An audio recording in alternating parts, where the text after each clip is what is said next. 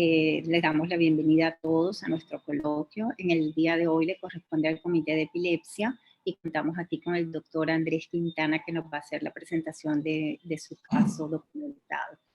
Gracias a todos por la participación. Es muy valioso que podamos contar con este tiempo para que aprovechemos pues estas reuniones para ponernos al día, además para saludarnos y actualizarnos en estos temas y aprovechar la experiencia de todos nosotros. Adelante, doctor. Muy buenas noches. ¿Cómo han estado? Un gusto para mí estar con ustedes hoy. Permítanme, voy a compartir la pantalla. Me dicen si se está viendo, por favor. Sí, ya estamos viendo la pantalla. Esto de acá. Bueno, mi nombre es Andrés Quintana, pues para los que no me conocen, soy médico, neurólogo pediatra de la Universidad Nacional, epileptólogo de la Universidad de Barcelona y el Hospital San Juan de Dios de la misma ciudad. Y actualmente pues trabajo como epileptólogo en CEMPI en Medellín. El día de hoy vamos a tratar unos términos y vamos a hacer una revisión de un caso clínico en el cual vamos a tener en cuenta unos términos muy importantes desde la consulta de epileptología y neurología pediátrica, sobre todo en aquellos pacientes con epilepsia de difícil tratamiento, de posible origen lesional, a quienes vamos a llevar a un proceso de candidatos para la cirugía de epilepsia y posteriormente pues dentro del programa de cirugía de epilepsia. Entonces tenemos las zonas epileptogénicas, las zonas ictales, las zonas disfuncionales, las zonas sintomatogénicas y un concepto que viene desarrollado desde Teodoro Rasmussen, que es el término del tejido epileptogénico relevante. Este hace eco o se hace notar o es relevante en relación a aquellos pacientes a quienes se les ha podido realizar un procedimiento con una resección de una lesión y se ha podido definir muy bien sus bordes y después de muchos años han vuelto a aparecer nuevamente las crisis, o sea, se ha tenido ese periodo de tiempo en el cual se habla incluso de curación, pero luego nos damos cuenta que hay un tejido cercano generalmente al sitio de intervención que nuevamente se vuelve relevante. Entonces este es un caso clínico básico, es un muchacho de 15 años, adolescente, con unos diagnósticos de una migraña controlada, una epilepsia focal estructural e importante, una hemofilia tipo A en seguimiento por hematología. Este es un niño de población afrodescendente proveniente de Antioquia. Está en polifarmacia cuando nos llegó con Tegretol, lacosamida, divalproato, atomoxetina, risperidona, sertralina y el tratamiento por hematología. Previamente había recibido levetiracetam, valproico y tiene un cuadro asociado de una disfunción, de un síndrome ejecutivo, probablemente un TDAH o tratado como un TDAH. Es un fruto de la primera gestación de unos padres no consanguíneos, un parto sin ningún tipo de alteración ni problema, buen peso y buena talla. Neurodesarrollo relativamente dentro de parámetros normales, no refieren a una patología diferente a lo ya referido. Los farmacológicos los reconocemos, una alergia a la dipirona y unos antecedentes básicamente de hipertensión de la abuela y una migraña de la madre. Las crisis descritas por la familia y el niño en un momento eran episodios de desconexión que se consideraban en su momento como unas ausencias atípicas. Posteriormente refieren los padres que los episodios cambiaban, el niño lograba avisar, se sentía raro, sensación de recuerdos y temor, como si algo lo fuera a pasar, algo premonitorio. Posteriormente los cambios en el comportamiento, pues se tornaba agresivo, irritable, y continuaba con una posición de una distonía distal de las 4 extremidades de unos segundos de duración y se presentaban tanto en vigilia como en sueño. En el momento la mayoría de las crisis se consideraban de inicio en sueño, se alertaba de desconexión, alteración del estado de conciencia, como localizadores, tomando un poco más la semiología de Lewis que la de Leilade, teníamos la distonía, los automatismos de las cuatro extremidades, los movimientos estereotipados, el giro del tronco hacia adelante y hacia atrás y de unos segundos de duración. La frecuencia, según nos referían los padres, una al mes, una hospitalización en el último año, una visita en urgencias y durante el tiempo no se había referido a estados epilépticos. La historia del tratamiento de su hemofilia, un paciente de difícil tratamiento al momento de llevarlo a cirugía y que requirió un trabajo en grupo de personal de anestesia, hematología, medicina interna, pediatría, cuidado intensivo pediátrico y pues con neurología pediátrica.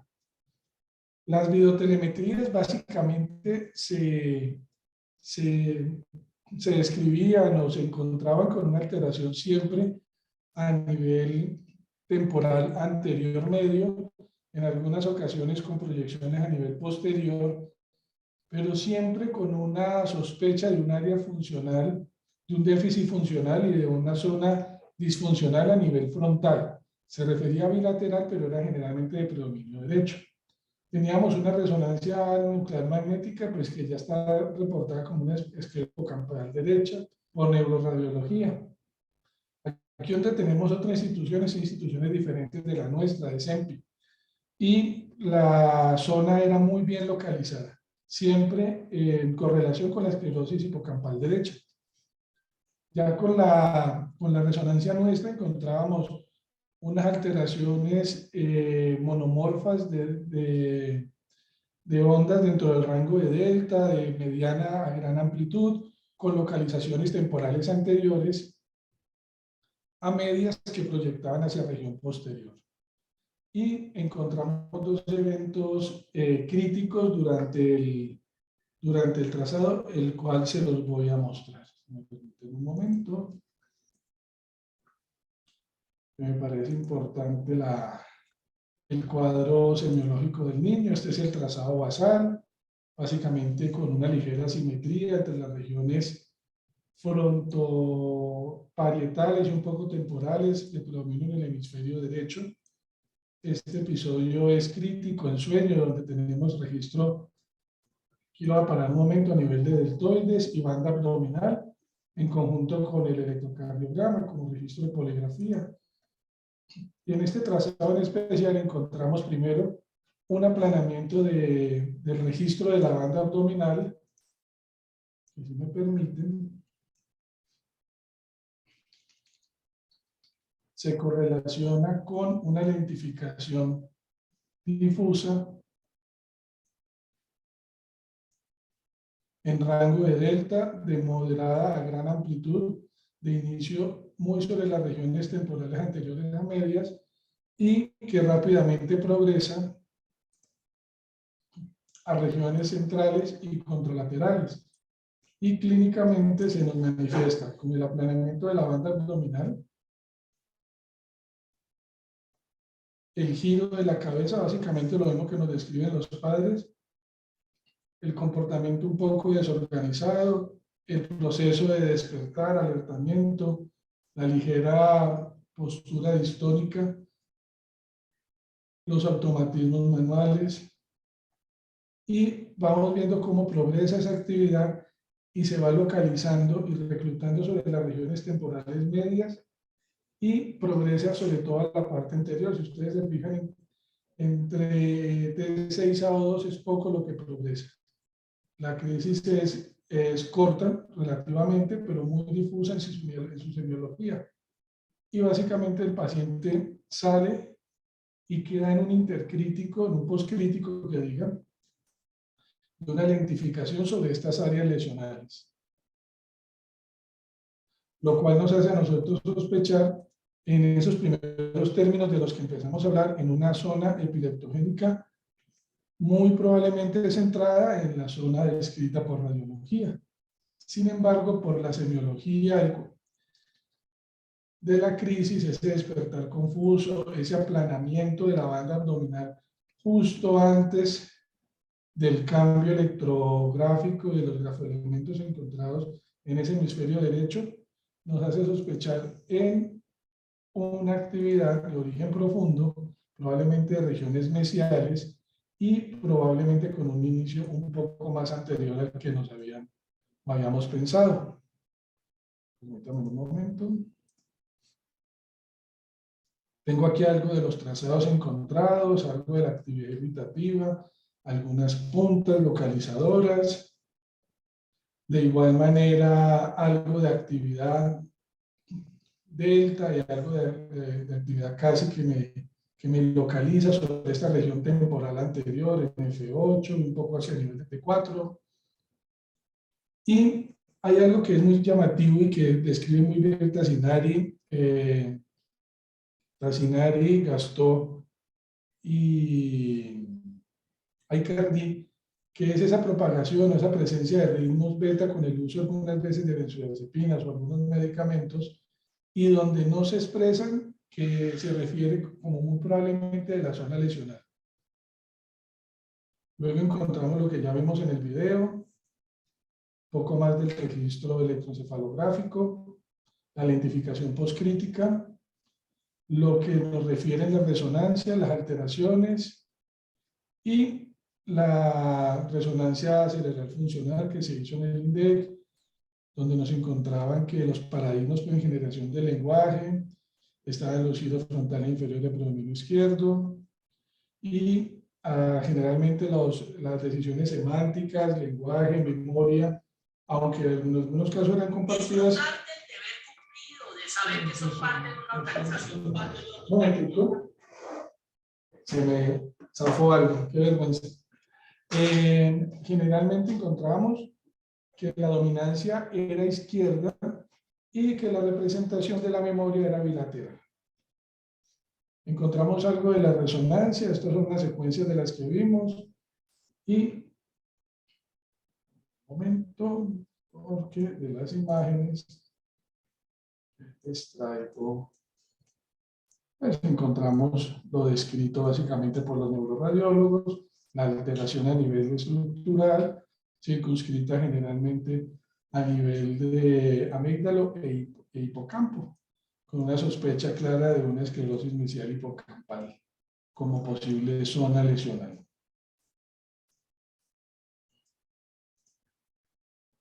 Algo más de los cortes que tuvimos para la presentación del caso. Como pues, por protocolo nosotros realizamos el PET, no, lo hacemos a nivel no ictal, sino intercrítico, donde encontramos la zona pues, de hipometabolismo difuso sobre el lóbulo temporal de predominio bilateral, pero pues de predominio a nivel derecho, lo cual es congruente tanto con los hallazgos electroclínicos como a nivel de imagen de resonancia. La valoración neuropsicológica, que fue una de las razones para llevar a este muchacho a cirugía, pues es ese decaimiento a nivel de las funciones cerebrales. Hemos ido perdiendo puntos a nivel del CI total. Pasamos de un niño con una capacidad intelectual que estaba por encima de 120, y la que fuimos viendo es que iba disminuyendo a medida que iba pasando el tiempo. Aquí lo habíamos ubicado hacia el nivel de un CI total de 99. El examen físico, pues es un adolescente generalmente sano. Buen estado general, buen peso, un poco apático, muy callado, pocos amigos, se relacionaba poco, muy temeroso. Este tipo de crisis pues modificaban bastante su calidad de vida. La propuesta quirúrgica era una lobectomía temporal derecha con bordes posteriormente ampliados, resección subpial de la cisura de Silvio, guiado por electrocorticografía intraoperatoria, básicamente para mirar de manera aguda dentro del registro si ampliábamos o no esas zonas de resección en quirófano y podíamos determinar o delimitar esa zona de la que hablamos ahorita del tejido epileptogénico relevante. Hicimos un monitoreo de control previo a la cirugía, encontramos una actividad dentro del rango de delta, muy similar a lo que hemos encontrado siempre, de 50 a 100 microvoltios, características monomorfas, ocasionales, sobre región temporal derecha, media y anterior, con algunos elementos de puntas agudas, temporal media y con propagación a regiones anteriores y ipsilaterales. La ECO intraoperatoria, registramos sobre la región perisilviana actividad irritativa tipo punta, lo cual nos hace sospechar en la zona epileptogénica descrita, pero hay que tener en cuenta que más que ir a cazar puntas durante la electrocorticografía, lo que necesitamos mirar también es el conjunto de esa actividad, donde tenemos aplanamiento del registro, donde tenemos actividad intercrítica frecuente, donde desaparece, donde esas puntas son brotes de puntas o no los hay, básicamente para determinar qué tipo de tejido puede estar involucrado. Con base en eso, las encontramos también en región opercular frontal, temporal basal y temporoccipital derecha.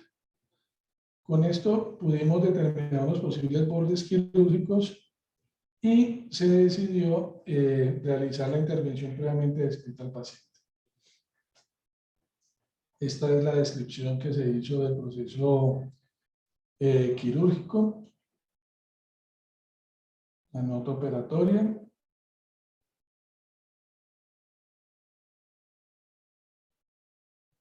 Donde hicimos pues la lobectomía temporal derecha ampliada y nos fuimos hacia la región opercular a nivel basal frontal del lado derecho. De igual manera la hipocampectomía y la lesionectomía temporoccipital y ampliada hacia las regiones opérculo-frontales donde se respetó la banda motora primaria. Con este paciente siempre hubo el acompañamiento constante de los neuroanestesiólogos de la Clínica del Rosario y siempre revisando pues cómo estaba el factor 8 de este muchacho, el cual pues no tuvo ningún problema, no hubo ningún tipo de sangrado ni de complicación. Cuando encontramos el estudio anatomopatológico, no solamente encontramos pues, el tejido ya con esclerosis, sino también un cuadro asociado de displasia cortical tipo 2A, al lado de la esclerosis hipocampal, y lo tomamos como una lesión dual. Y hay que tener en cuenta que muchas veces estos procesos de esclerosis hipocampal, que se presentan francamente como un proceso muy delimitado y muy claro, generalmente tiene una patología de doble origen, en la cual muy probablemente la displasia cortical inicia la semiología, inicia el cuadro de la epilepsia, en el que las ausencias atípicas de las cuales nos refería el paciente al principio, básicamente por la cercanía y por la propagación a través de la región más mesial del temporal hacia el tálamo y del tálamo hacia la corteza frontal, nos generan esos episodios muy similares a una epilepsia primaria, siendo francamente una epilepsia focal. A medida que va también el neurodesarrollo y los procesos de diferenciación, proliferación neuronal y luego de la mielinización, de igual manera maduran y cambian un poco las crisis que presentan los pacientes, al igual que el patrón electroencefalográfico. Entonces, por eso no es de extrañar que en algunas ocasiones, en principio de estas epilepsias, encontremos predominio de actividad dentro del rango de delta o de teta y posteriormente empecemos a ver la aparición de puntas y punta onda lenta, lo cual nos habla a nosotros de la coordinación e integración de la vía tálamo-cortical. Este estudio, esta propuesta, esta presentación del caso clínico, lo traemos a colación básicamente para tener en cuenta que no solamente las imágenes, el PET, lo que encontramos en el electroencefalograma de superficie, que nos permiten hacer una jerarquización sobre el posible origen ictal, al igual que la manifestación clínica y semiológica, nos tiene que dar la respuesta. Y una vez en quirófano, esa monitorización con electrocorticografía o intraoperatoria nos permite no solamente ampliar los bordes de resección, sino también hacer una propuesta y revisar la semiología del paciente, que en el caso de este niño pues tenía mucho de actividad basal, frontobasal. caracterizada ¿por qué? Por ese aplanamiento a nivel de la banda abdominal.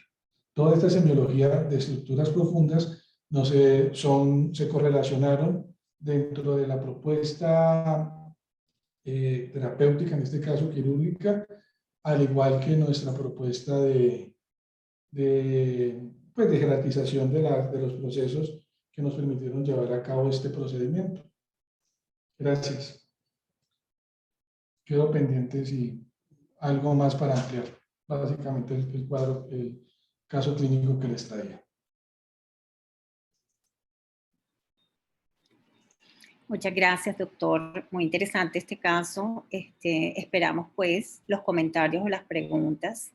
Si hay alguien más del Comité de Epilepsia, sería muy valioso escuchar sus comentarios.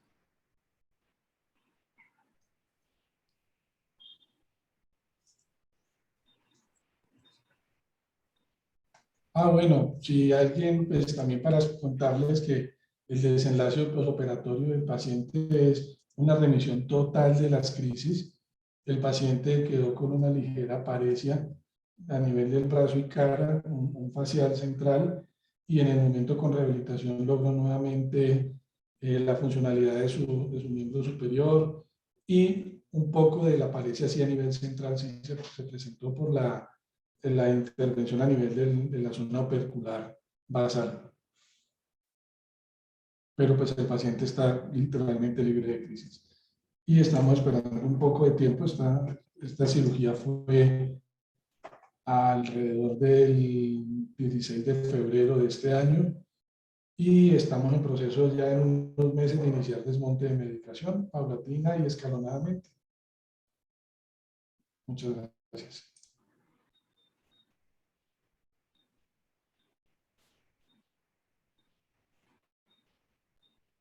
No, nadie tiene ninguna inquietud. Bueno, la doctora Blancadores sí nos hace una pregunta acá, el doctor Quintana. Ella te pregunta si en qué momento o en qué edad recomendarías el estudio y remisión a cirugía de epilepsia, en este caso, por ejemplo.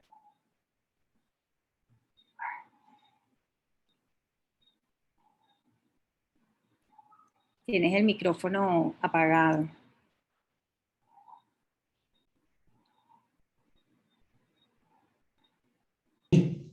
Hola, qué pena, se me activó. Blanquita, qué bueno saber de ti, un saludo. Mira, los criterios para enviar un paciente a cirugía de epilepsia son súper claros. Lo primero, si tenemos por imagen un paciente con una displasia cortical o con una lesión francamente que sea el foco o el inicio o tenga actividad epileptogénica, ese paciente, independientemente de la edad, es candidato para cirugía. Entre más temprano, mejor, porque tiene un mejor proceso de recuperación.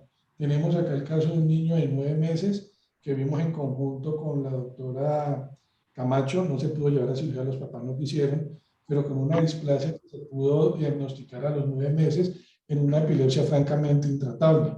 Hay que tener en cuenta que la mayoría de las displasias corticales, solamente el 2% responde a la medicación. Si un paciente tiene 2 medicamentos a buena dosis, con indicación clara, y fuera de eso tenemos la sospecha muy bien fundamentada de que estamos ante un paciente con epilepsia lesional, tipo displasia cortical o algún tipo de malformación, debe estar en un programa de epilepsia, no tanto con el epileptólogo, así tenga todos los conocimientos, sino en un centro de epilepsia que tenga toda la capacidad de llegar a un momento dado a intervenir. Muchas gracias. Yo sí también quería aprovechar y hacer una pregunta. De pronto no está tan en relación con este caso. Todos sabemos que sí, que entre más tempranamente nosotros los remitamos a un programa de cirugía de epilepsia, de pronto estos niños tienen mejor oportunidad de una buena evolución. Yo hago una pregunta muy puntual. Por ejemplo, tengo en seguimiento un pacientico muy pequeño, tiene como 2 años de edad. Hizo un primer episodio sugestivo de crisis. En el electroencefalograma un hallazgo focal frontal y la resonancia muestra una displasia cortical también a ese nivel.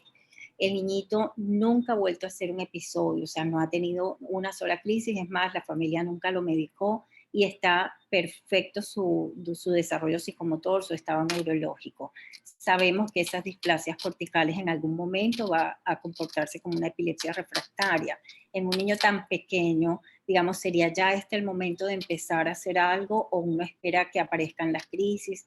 ¿Cuál sería la conducta en un caso como este? Doctora, mire, la conducta en un caso en el que se ha podido diagnosticar claramente una displasia cortical, por lo que usted misma dice, sería la conducta quirúrgica en teoría. De hecho, en donde yo me formé, en el centro donde yo me formé, si se encuentra y no está muy manifiesta, se hace la propuesta a los padres de la intervención quirúrgica.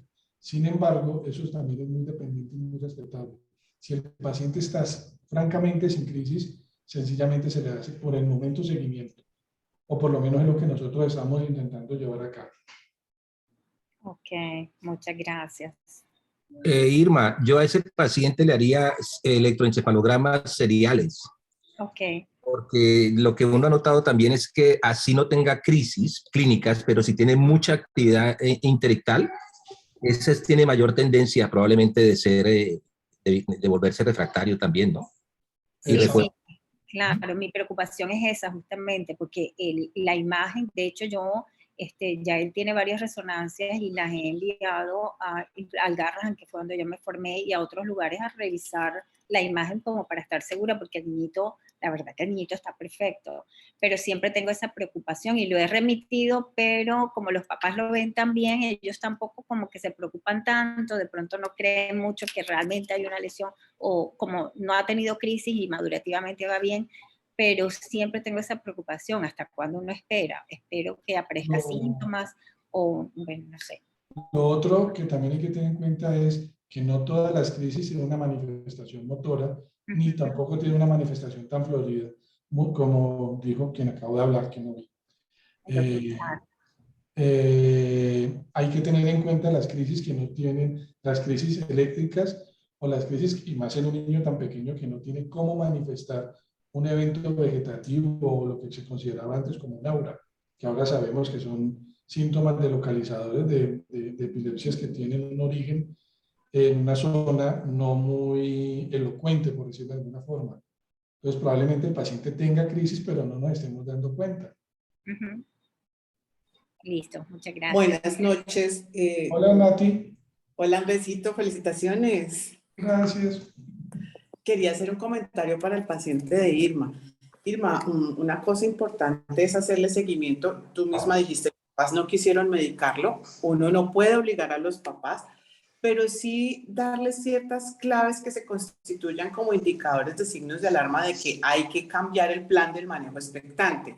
Ejemplo, alteraciones en neurodesarrollo, especialmente lenguaje. Ejemplo, los electros seriados, como dice el doctor Charria, que nos muestra la presencia de una encefalopatía, así no tengan crisis clínicamente evidentes. Muchos de esos niños salen a síndrome de heces y nosotros vemos electros en un franco estatus eléctrico durante el sueño y es la indicación primero de iniciar manejo. Yo quiero que no quede entre el tintero que todos los pacientes con epilepsia refractaria son quirúrgicos, no todos. Hay que saberlos seleccionar, entonces hay que llevarlos al estudio. El manejo de la epilepsia es inicialmente médico, ¿sí? De hecho, no tengo video. Ya. El manejo, no, mejor no. El manejo de la epilepsia es inicialmente farmacológico, ¿sí?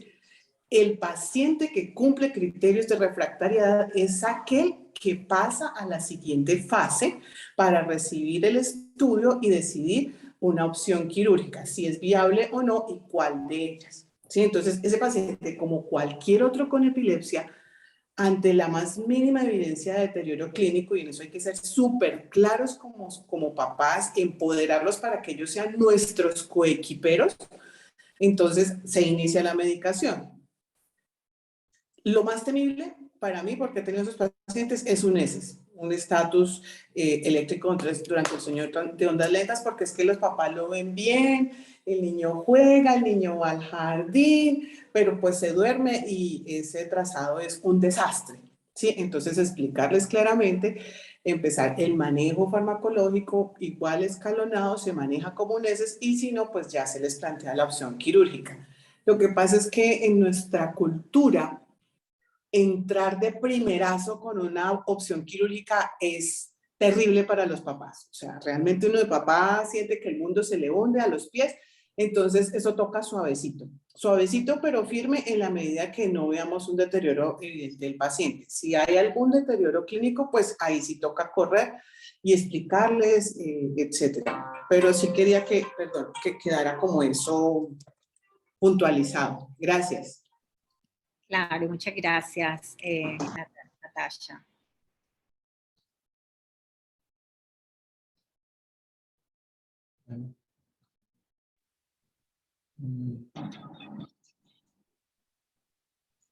No sé. Quien habló ahorita fue el doctor Charlia, ¿cierto? Sí, No, el doctor. ahorita, aló, buenas noches. Hola, profesor. Hola, Rick. No, felicitaciones, Andrés, muchas gracias por la presentación. Muy orgullosos de tenerte en el grupo. Gracias, Yo profe. quiero contestarle a Blanquita y recordarles dos cosas. La primera es que recuerden que pues nosotros en Colombia tenemos una guía de práctica clínica del Ministerio de Salud y pues la guía dice textualmente que todo paciente con epilepsia refractaria debe ser remitido a un centro nivel 3, nivel 4. Como dice Natacha, obviamente hay que tenerlo en sentido común. Hay pacientes que se pueden manejar muy bien en cualquier institución, en el consultorio. Sin embargo, estos pacientes que potencialmente son candidatos a cirugía, la recomendación que se da a nivel internacional, todos los centros de la Asociación Internacional de Centros de Epilepsia, es que deben ser remitidos al centro, al grupo, para que ahí se evalúe y se defina. ¿Qué nos pasa con alguna frecuencia? Que nos remiten pacientes para cirugía y, como dice Natacha, no son buenos candidatos para cirugía.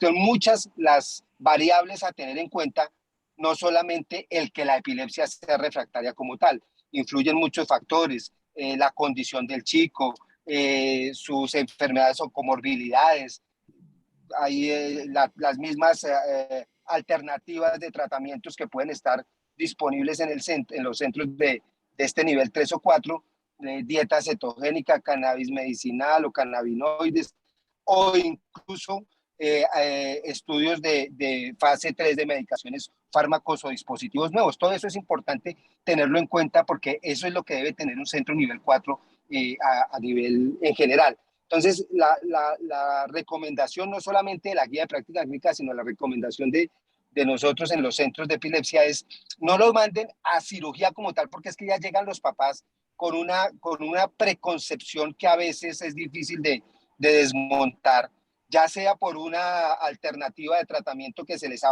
sugerido, por ejemplo, pacientes que llegan porque les recomendaron el estimulador de nervio vago y no es un buen candidato para estimulador de nervio vago, es un buen candidato para una resección más agresiva, una lobectomía, una hemisferectomía, una lesionectomía, una desconexión o una cirugía mixta desconectiva de resección. O sea, depende las características de cada paciente. Entonces, la recomendación es no necesariamente remitirlos a cirugía, sino al programa de epilepsia refractaria, en donde pues se puede reevaluar y analizar muchas otras alternativas que tenga el paciente.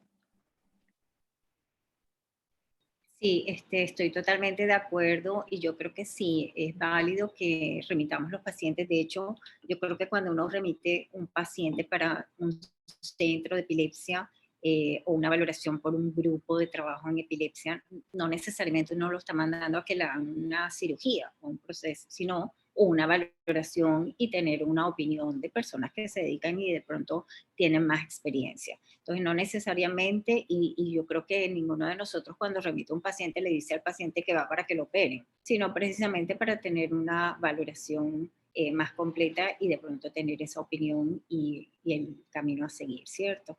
Algún otro esquema terapéutico.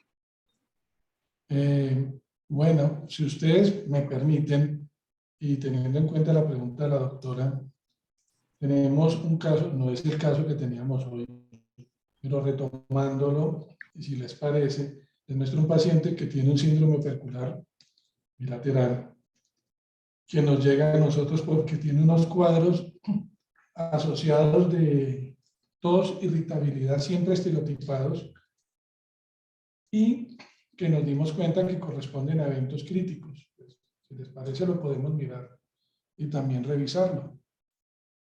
No sé qué piensen ustedes, o dejamos ahí, ya que estamos tocando el tema. Pues Andrés, ya entrados en gastos, corto, conciso y preciso, si los Listo. demás consideran, ¿no? Claro, yo pregunto antes. Entonces, si me permiten un momentico. Entonces, este paciente, ¿sí se ve? Una sugerencia, podemos pasar primero el video para mirar bien la semiología ictal, porque nos parece súper importante la semiología ictal, y luego el trazado para que podamos después hacer una buena correlación. Como quieras. Gracias.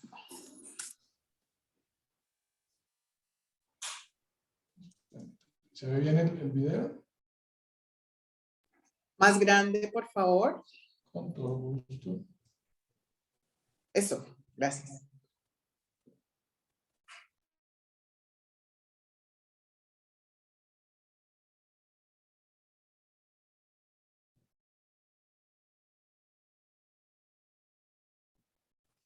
El solo de espalda de la mamá va a desaparecer, ¿cierto? Sí. Ah, bueno. Sí, sí, sí.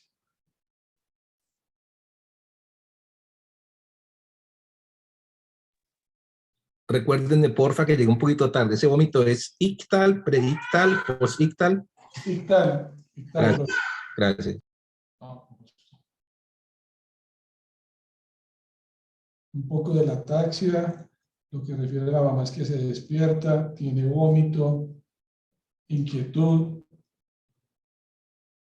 y pasa. También un momento, ya vuelvo a poner el video. ¿En vigilia los episodios tienen alguna manifestación autonómica previa al vómito y tal? Cuando lo tenemos, generalmente se desencadenan durante el sueño y normalmente vienen precedidos simplemente con una lentificación difusa acompañada de la... No, pero clínicamente el niño no dice nada, no avisa, nada. Se despierta y arranca llorando y tosiendo. Bueno.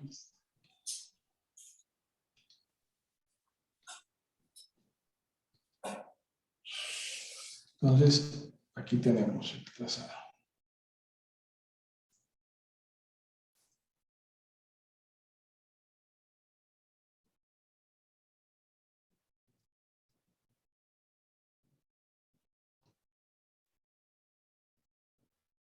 Es un cambio difuso con una lentificación y una simetría entre el trazado y los morfologamientos de los dos hemisferios y se contamina. Ya con el cuadro del niño, el llanto, la tos, y muy fácilmente se puede interpretar como un despertar. El problema es que siempre es igual. Y si vemos entremezclado con la actividad muscular, cambios en el patrón, en regiones sobre todo posteriores y temporales. Se presentan de la misma manera siempre. Y este niño tiene una lesión opercular bilateral, muy probablemente con una tendinopatía, diagnosticada con heterotopias y un complejo de una esquistocefalia a nivel temporal y parietal del lado derecho. Y sobre todo, pues, este tipo de actividad entre delta y teta de localización muy sugestiva de estar sobre el área lesional.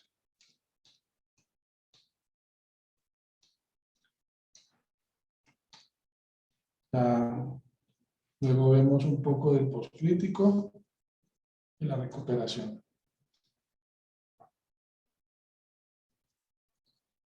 Eso básicamente para hablar con relación a la pregunta de la doctora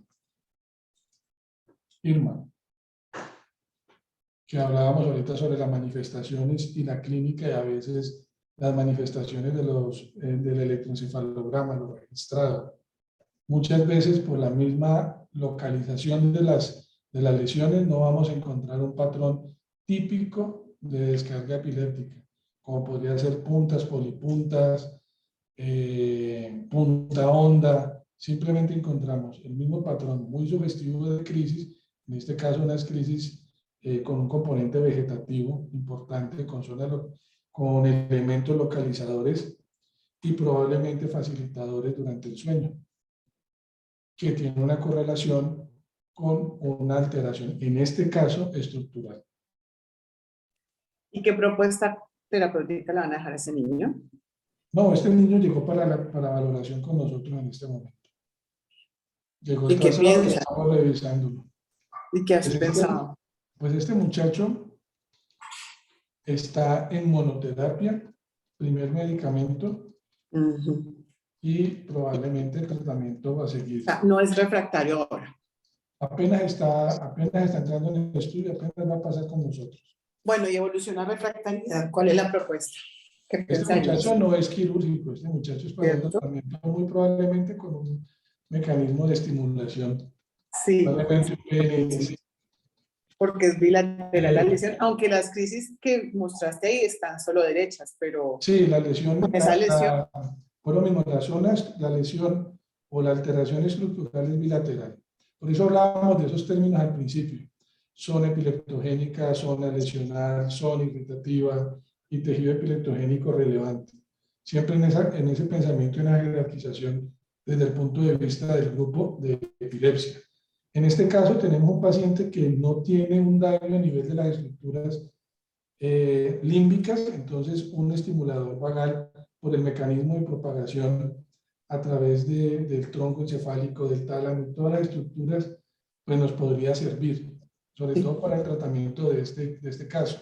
Y sobre todo con el sentido que tiene la opción de programarlo durante las horas de la noche, que es donde mayor manifestación clínica tiene el niño. perfecto. Pues como para la discusión, realmente se sale un poco de lo que hablábamos, pero es Mira, sí, importante. muy interesante el caso, Andrés, de nuevo muy, muy chévere y también felicitaciones. Mira, esa situación que están, por lo que veo, están discutiendo, nos está pasando cada vez con más frecuencia, porque aquí tal vez ya los pacientes claramente refractarios, que son claros candidatos, pues literalmente se están acabando. Entonces, a no ser que tengan una de esas encefalopatías o angiosotomías, que eso sigue llegando. Pero este tipo de paciente así, creo que la dirección ha sido hasta ahora tratar de evitar, mira que eso es un cambio en el paradigma, evitar que se vuelvan refractarios. Es decir, un paciente como este niño que ya claramente tiene una lesión estructural, así sea bilateral, pero tiene solamente actividad en un solo lado, esto no es ni tiene evidencia basada, sino que la tendencia que uno ve es a eso. Es que estos niños, los doctores, sobre todo los neurocirujanos y los padres aquí son un poquito más proactivos, dicen, ¿por qué esperar a que el paciente cumpla criterios? Recuerden que en ese niño especial le quedarían muchos años antes de volverse refractario y está actuando la parte intelectual en el desarrollo pues, de sus conexiones normales. Entonces la pregunta es, y esa es una discusión que no creo que tengamos solución todavía, pero la quiero poner en la mesa de discusión porque vamos eso, que este niño, por ejemplo, sería un perfecto candidato para hacer un estéreo EG, detectar exactamente de cuál de ambos lados sale, inmediatamente hacer un estudio, una intervención bien pequeñita, tipo ablación, no resecciones grandes. Y ya chequearon que no tenga déficit de visual, de campo visual. Profe, no sabe, no le... Es muy temprano, ¿no es cierto? Muy temprano. Sí, sí, Y hacer una, exacto, y hacer una especie de ablación. Ahora, espero que entiendan que eso no es digamos, lo que está en los libros, pero la tendencia parece ser eso, a menos aquí en Estados Unidos, con el estéreo EEG, porque vemos que esos niños literalmente quedan en nuestras manos, hacemos lo que nos dicen los libros y los manuales, lo que está sugiriendo Natasha, prevenir esas cosas tan desastrosas ya, pero en ese momento ya el niño está comprometido o ya la otra lesión ya ha sido una especie, no exactamente kindling, porque eso no se ha detectado bien, pero en humanos, pero empieza a actuar el otro lado y empieza a escuadrar literalmente todo. Entonces es un punto que quería discutir porque me pareció interesante ver que ya estén pensando en esa, ¿no? En esa actividad un poquito temprana, ¿no? Sí, claro, profe. Y lo otro es que, pues, lo que uno encuentra también en la literatura es determinar en este tipo de lesiones, cuando hay amartomas o cuando hay trastornos de la migración neuronal, cuando tenemos paquigirias o tenemos alteraciones estructurales difusas o múltiples, incluso con los mismos hamartomas hipotalámicos, cuando son extra por fuera o lo encontramos fuera pues, de su ubicación usual, se hace el estereoeje para determinar cuál es el foco predominante y se intentaría entrar incluso a hacer esa resección de ese primer foco para el tratamiento del paciente. O sea que totalmente de acuerdo con usted.